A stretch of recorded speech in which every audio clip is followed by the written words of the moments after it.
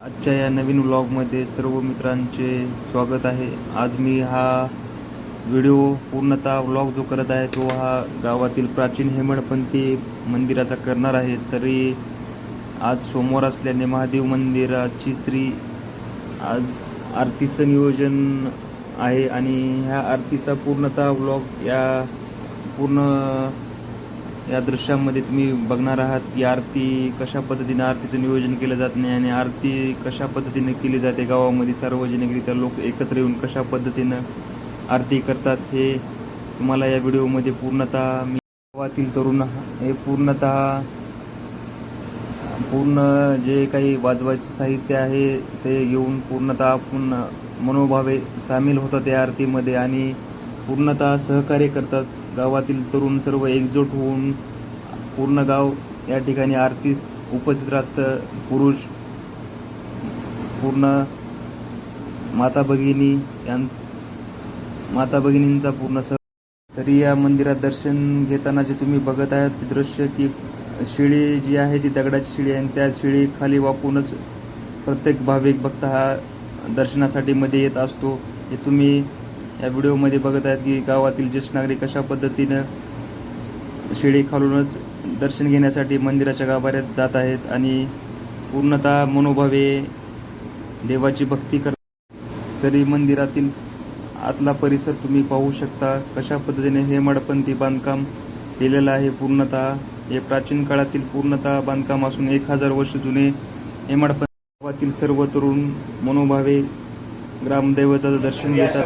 या ठिकाणी आरती महादेवाची संपन्न झाली आहे आणि हे मंदिर प्राचीन काळातील 1000 वर्ष जुने असून हेमाडपंथी मंदिर महादेव मंदिर म्हणून ओळखले जाते. कारण या मंदिराचा पूर्ण असा गाभारा जर बघितला तर पूर्ण घट्ट एकमेकांतर रुतलेले दगड बसवलेले आहेत. यामध्ये कुठलेही सिमेंट किंवा या पद्धतीचा कसल्याच सिमेंटचा वापर न केल्यामुळे हे पूर्णतः या ठिकाणी बांधकाम दगडी स्वरूपाचं आहे. हे बांधकाम हे माद्री पंडित या यादवकालीन वास्तुरचनाकाराने केल्या असल्याने त्यांचं नाव हेमाडपंथी असं नाव देण्यात आलेलं आहे. त्यामुळे हा विशेष ब्लॉग या ठिकाणी सोमवारी करण्याचं हेच कारण आहे.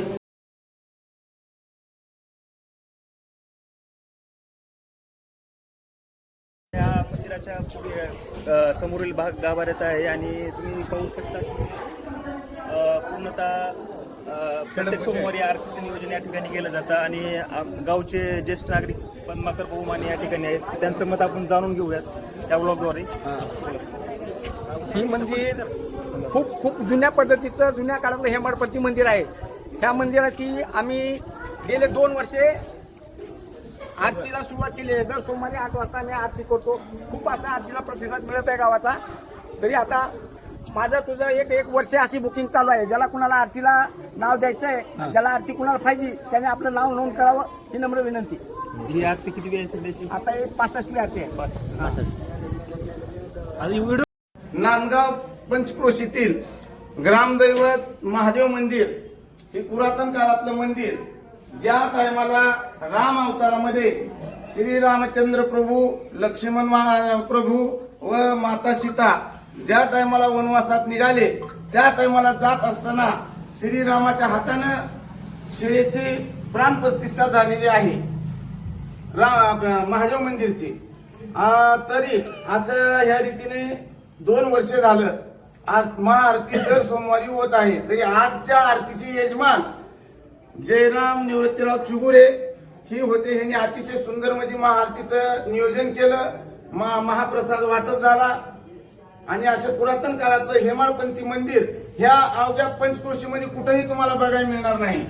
असंही नांदगावचं एक दैवत आणि अशी एक ह्या मंदिरचे एक वैशिष्ट्य आहे की मंदिरात येत असताना एक आडवी शिळ लावलेली आहे आणि ह्या शिळेचं महत्व असं आहे की ज्या माणसाला आजार येईल, ताप येईल, ज्या माणसाला काही बाहेरवादा असेल त्या माणसानं जर ह्याच्यावर मस्तक ठेवलं तर त्याचं कायमस्वरूपी दुखणं पळून जाते.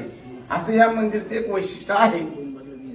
आणि 2 या मंदिरामध्ये 2 रूम आहेत गाभाऱ्यामध्ये आणि डाव्या हाताला जे मंदिर आहे ते देवाचं स्नानगृह आहे.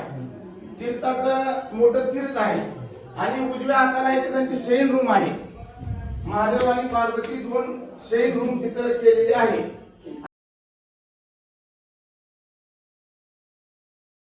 तर अशा पद्धतीने या ठिकाणी महादेव मंदिराची आरती संपन्न झाली आहे आणि ही आरती वर्षानुवर्ष चालू असून सध्या या आरतीचं नियोजन प्रत्येक गावातील भाविक भक्त हा प्रत्येक दर सोमवारी करतो आणि रात्री 8 वाजता हे आरतीचं नियोजन केलं जातं आणि आरती पार पाडली जाते 8 वाजता रात्री. आणि या ठिकाणी त्याला ऋषी मुनींचं समाधी असून मंदिराच्या उजव्या हाताला माता अंबाबाई पार्वती का माता अंबाबाईचं मंदिर आहे या ठिकाणी.